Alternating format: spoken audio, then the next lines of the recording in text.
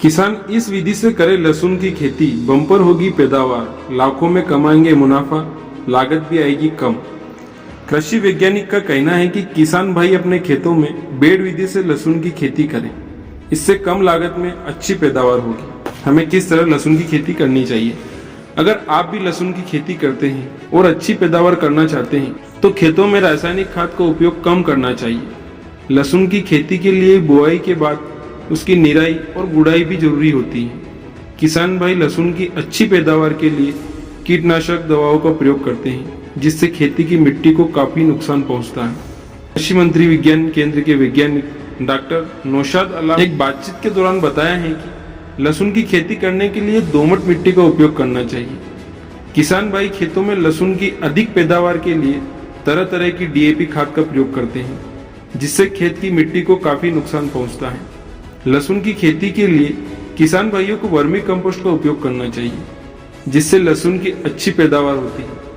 वहीं उन्होंने कहा कि लहसुन की बुआई के बाद उसकी सिंचाई बेहद जरूरी है।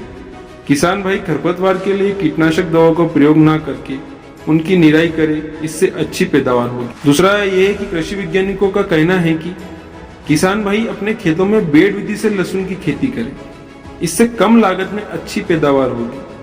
इसके साथ ही उन्होंने कहा कि किसान अपने खेतों में दो तरह के बीज का इस्तेमाल कर सकते हैं, जिससे पतला बीज और मोटा बीज की बुआई से अच्छी इनकम होती है। वहीं 1 हेक्टेयर में कम से कम 80,000 की लागत आती है। इसके बाद सही विधि से लहसुन की खेती करने से अच्छी इनकम भी होती है। इसलिए हमें जैविक खाद का उपयोग करना चाहिए और अधिक से अधिक हमारे खेत को जैविक बनाना चाहिए, क्योंकि हम डीएपी, यूरिया ये डालते हैं खेतों में तो खेत इससे हमारे कड़क होते हैं और लहसुन को बिल्कुल हल्की और बिल्कुल हवा भरी जगह चाहिए, जिससे कि वो मोटी हो सके, गट्टी हो सके और उसका पत्ता भी ना निकले। इसलिए हमें जैविक खाद का उपयोग ही करना चाहिए। अगर आपको जैविक खाद चाहिए तो श्री राघव ऑर्गेनिक कृषि सौगरिया से आप संपर्क कर सकते हैं, या कहीं से भी आप लोकल से आप मंगवा सकते हैं।